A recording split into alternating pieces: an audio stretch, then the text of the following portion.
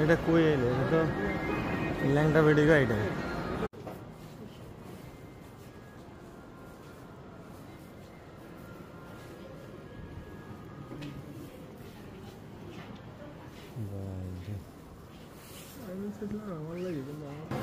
কিন্তু বর্ষা দিছি রাজু ভাই যদি না নিতে পারে